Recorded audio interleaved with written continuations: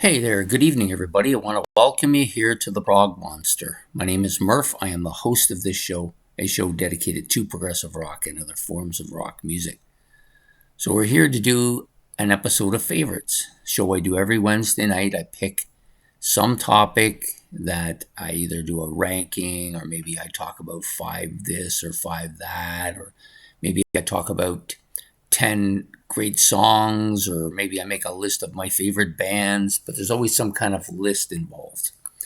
And today we're going to do, I did this episode maybe 3-4 weeks ago. I think it was 3 weeks ago. I did my five iconic rock albums that I love, So basically that's all it is. Nothing too serious. But I have so many iconic albums that I love that I don't think I could get away with a single episode. In fact, I could probably do another 5 episodes of this, and I might. But for tonight, we're going to do the second episode, which is another 5 iconic rock albums that I love. I picked out 5. I actually had about 15 in the stack, and I narrowed it down to these 5 for tonight's show. I try to pick something I didn't, or some bands that I didn't pick in the last one. Last one I had certain bands, so a couple of other bands came to mind when I saw that and said, oh yeah, well I did that band, so I kind of really have to include this band too. So we're going to start off with this band, The Who, and Who's Next. This, probably the best Who album out there. Probably my favorite. I can't think of another album that I like more or has had a bigger impact on me than this album as far as The Who goes. It's different in one sense of the word. It's heavier than a lot of their stuff. The other stuff is kind of like I would call like power pop. Some of it's hard rock. This stuff has a lot of really, really great stuff, and some of their best songs are on this album. Opens and closes with arguably 2 of their best songs, Baba O'Reilly and Won't Get Fooled Again. These are absolute Who classics, and probably in my top 5 Who songs for sure, no doubt about it. 2 songs I sing a lot, that and Behind Blue Eyes also, you can include that in here with them. So 3 outstanding songs, right? But the big thing with The Who, which is big with them on just about every album, is that their deep cuts are as good or better sometimes than their heavy cuts, or their mainstream cuts, or their radio-friendly cuts, or whatever you want to call them. Just so good. Like, this whole album is just proliferated with fantastic stuff. I don't think there's a bad track on this album, really. After Baba O'Reilly, and most people who are not Who fans or who don't really follow rock music might think this is Teenage Wasteland, which is one of the main lines in it, but it's actually called Baba O'Reilly. A Bargain, another great tune. One of the best deep cut songs by any band, I think. Just a fantastic tune. Love Ain't For Keeping. Yeah, another great track, man. John Entwistle's My Wife. He often used to play this, or he would do Boris the Spider. He flip-flop back and forth between one or the other, depending on the concert. The Who, of course, is one of the greatest, if not the greatest, live band of all time. The Song Is Over, another great tune. Getting in Tune, just keeps getting better with this album. And Going Mobile, which is also another one of my favorite tracks by The Who. There's no bad songs on this album. This is an album I could listen to time and time again. I never get bored of it. There's always at least a couple tracks on here that just get my energy soared. So tonight, my first album that I chose was Who's Next by The Who.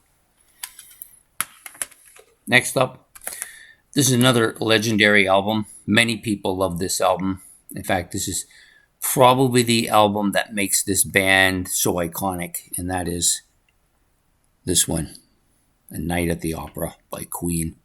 So much going on this album. It's so varied. This is, to me, it's almost like a variety album, I mean, yes, the song Bohemian Rhapsody is on here, and a rhapsody is a bunch of things put together. This whole album is like that. It's just absolutely killer. Some of the quirkiest songs ever, but some of the best. And what's even more important, I think, is that Freddie Mercury just does a complete display on varied vocals for varied songs. He's just so good here on this album. You got Death on Two Legs, Tearing Me Apart. Yeah, fantastic tune. Fantastic. Love it. Lazy on a Sunday Afternoon. This is kind of like a vaudeville song. It's really good though. And all their vaudeville stuff is fantastic. I'm in Love with My Car. Another great hammering track. Kind of a bit of a distortion on this song too, which I really like. You're My Best Friend. This is it's a top 5 Queen song for me, easy, I think. And one of their most well-known songs too.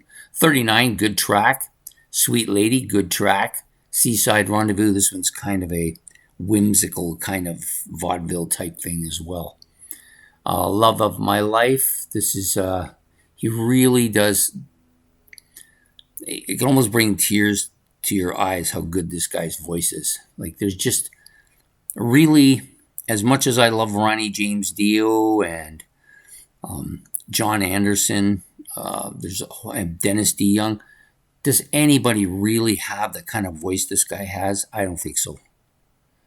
Good Company, another good track. Bohemian Rhapsody, of course, maybe their most famous song, most well-known song. Everybody likes it. There's something in it for everybody, really. And God Save the Queen, which is kind of a bit of a weird track to put on here, but it's pretty good. And then there's a couple of bonus tracks on this particular one too. So Queen's Night at the Opera, no doubt a iconic album, of which I love.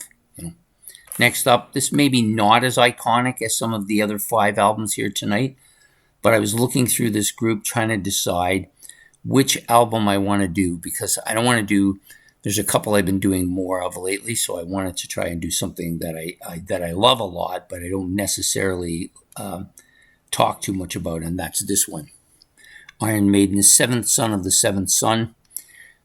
I think the thing that I like the most about this album is it does have that kind of proggy feel to it, And every track on here is amazing. Some of them more than others, but still amazing. Moonchild, great tune. Infinite Dreams, another great tune. Can I Play with Madness? Can I Play with Madness? Yeah. Just that heavy riff. This is a song made for the radio, obviously. Great tune. Evil That Men Do. This one just... the thing I like the most about this particular track is it really brings out why I think Bruce Dickinson is such an amazing vocalist. And I am a big fan of vocalists, and perhaps that's one of the reasons why I chose the Queen album as well for that. Seventh Son of the Seventh Son, great tune. The Prophecy, absolutely good. Clairvoyant, fantastic. Only the Good Die Young, yeah. Great album cover. What year was this album? This was 96, 98. So this is the one before Brave. I was going to say Brave New World, but I didn't mean that. No Prayer for the Dying, which I just absolutely killerly love. It was in my playlist for almost a year. This album is just before it, and you can tell that's so much of that same energy. So yeah, Seventh Son of the Seventh Son from Iron Maiden. That's the third one for tonight. Number 4. It's getting to a point where this may end up being my favorite album. It's definitely my favorite album by this vocalist for this era. But I still like the other era's vocalist better. And Master of Reality, this is absolutely a killer album. Never gets old. Never gets old. There's so much going on here. Some stoner rock with Sweet Leaf. After Forever, it's almost a speed metal type prototype song. Embryo, which I like that little part at the beginning. It really leads well into Children of the Grave. It's like they set it up perfectly. Orchid, another great tune. Lord of this World, one of the really heavy, doomy songs. Love it. Solitude. This may actually be my favorite Sabbath album song right now. Maybe right at the top. It's a song that I can't wait to hear it. When I put the album on, when it gets to this song, I stop what I'm doing to listen to it. That's how much I like it.